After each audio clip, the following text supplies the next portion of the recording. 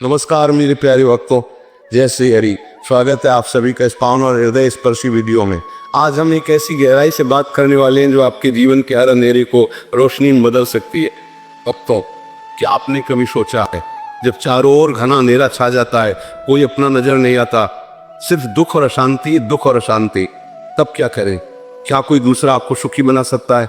आज हम एक प्रेरणादायक उपदेश और दिव्य कथा के माध्यम से ये सच्चाई समझेंगे कि भजन ही एकमात्र राह है। मन लगाकर सुनिए, दिल में उतारिए और अपनी डायरी में लिख लीजिए, क्योंकि ये बात जीवन बदल देगी। तो चलिए भक्तों, शुरू करते हैं सात्विक यात्रा को। भक्तों, जब जीवन में भारी से भारी संकट आ जाए, चारों तरफ से दुख और बेचैनी हो, तब ध्यान दीजिए।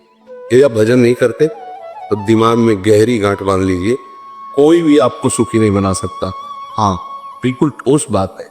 सिर्फ आप खुद अपने विवेक और धर्म के मार्ग से अधर्म को त्याग कर भगवान के नाम का जप करते हुए सच्चा सुख पा सकते हैं। पूर्व जन्मों के कर्मों से प्रारब्ध सुख दुख तो आएंगे, लेकिन वे आपको हरा नहीं पाएंगे। आगे महान सुख इंतजार कर रहा है, वो अखंड आनंद जो दुख सुख दोनों से परे है। उपदेश मिल सकते हैं, मार्ग दिखाया जा सकता है, सहयोग भी मिल सकता है, लेकिन चलना आपको खुद ही पड़ता है। भटकने की कोई जरूरत नहीं।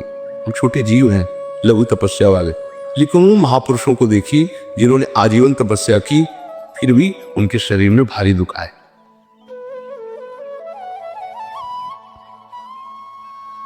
ये दुख सुख तो माया का जाल है, न असली दुख न असली सुख। जैसे सपने में कोई सिर काट दे, जागने पर सब खत्म। सपने में चक्रवर्ती सम्राट बन जाओ, जागने पर वही तुम हो। हम भगवान के चिदानंद अंश हैं, ये भूलकर हम स्त्री पुरुष, अमीर गरीब, दुखी सुखी जैसे प्रपंच में फंस जाते हैं। जब तक ये प्रपंच नहीं छोड़ोगे, कोई तुम्हें सुखी नहीं कर सकता। भगवान श्री नारायण ने अपने प्रिय भक्त योद्धा को कहा, हे भक्त, ये आने जाने वाले अनुकूल प्रतिकूल, गर्मी सर्दी, काम क्रोध लोभ मोह, अपमान निंदा, सम्मान यश धन, ये सब ताप और शीतलता है, ये आते जाते रहेंगे। मैं इन्हें मिटा नहीं रहा, बल्कि तुम्हें सहने को कह रहा हूं। इन्हें सह लो तो तुम्हारे हृदय में ऐसी दिव्य स्थिति आएगी कि स्पर्श भी नहीं कर पाएंगे। सहने से भक्ति बढ़ेगी, चिंतन बढ़ेगा, स्मरण बढ़ेगा और तुम सत्य तत्व में सुखी हो जाओगे। आडंबर, नाटक, पाखंड की जरूरत नहीं। प्राकृतिक भोगों में सुख समझना, देह अभिमान, विद्या, कुल, धन, यौवन का घमंड, यही दुख का मूल है। कोई दूसरा इसे नहीं हटा सकता। तुम्हें खुद विवेक, सत्संग और शास्त्र स्वाध्याय से इसे त्यागना होगा। दुख तुमने पकड़ा है तो छुड़ाना भी तुम्हें ही पड़ेगा। कोई वादा करता है मैं तुम्हें दुख रहित कर दूंगा, समझ लो ये भ्रम है। महापुरुषों ने स्पष्ट कहा, ये कलियुग मल का आगार है। मल यानी कामना, वासना, भ्रष्ट आचरण, छल कपट, दंभ पाखंड, इसका एकमात्र आधार है भगवान श्री हरि का नाम। जो नित्य सुख, मन का विश्राम चाहते हो, बस प्रेम से बोलते रहो, श्यामा श्याम, राधे श्याम, राधा राधा, राधा वल्लभ। भक्तों, यदि भजन नहीं करोगे तो कोई भी आपको सुखी नहीं कर सकता। तात्कालिक राहत मिल सकती है, लेकिन सच्चा काम बनना तब होगा जब आवागमन मिट जाए, चाह का कम हो जाए। ये हमारा स्वरूप है, हमारे आराध्य देव है। भटकाव छोड़ दो। जब पृथ्वी पर पाप बढ़ गए, असुरों ने धर्म मिटाने की कोशिश की, तब सारे देवता ऋषियों ने ब्रह्मदेव के पास गए। ब्रह्मदेव बोले, हम भी जिनके सेवक हैं, वही प्रभु हमारे दुख मिटा सकते हैं। सोचिए भक्तों, सृष्टिकर्ता भी उन्हीं की शरण में।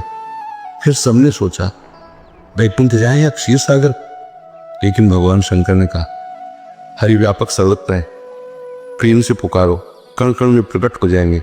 सबने प्रेम से पुकारा। आकाशवाणी भी, निर्भय हो जाओ, मैं स्वयं अवतार लेकर भूमि का भार हरूंगा, तुम सब बानर आदि रूप धारण करो। भजन की कितनी शक्ति! जगत पिता को पुत्र रूप में प्राप्त कर रहे हैं। महाराजा चंद्र प्रताप अयोध्या के चक्रवर्ती सम्राट के हृदय में प्रबल लालसा हुई। अवस्था बीत रही है, क्रस्त धर्म का परम लाभ नहीं मिला।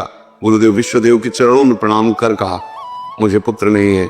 गुरुदेव ध्यान में गए और बोले, तुम्हारा सौभाग्य अद्भुत है। स्वयं सच्चिदानंद भगवान अपने अंशों के साथ अवतरित हो रहे हैं। पुत्र यज्ञ हुआ, अग्निदेव प्रकट हुए, खीर दी। गुरु आज्ञा से खीर को भागों में बांटा। पहले भाग रानी सुमेधा को, फिर बाकी को दो दो भाग करके रानी विद्या और रानी शांति को दिया।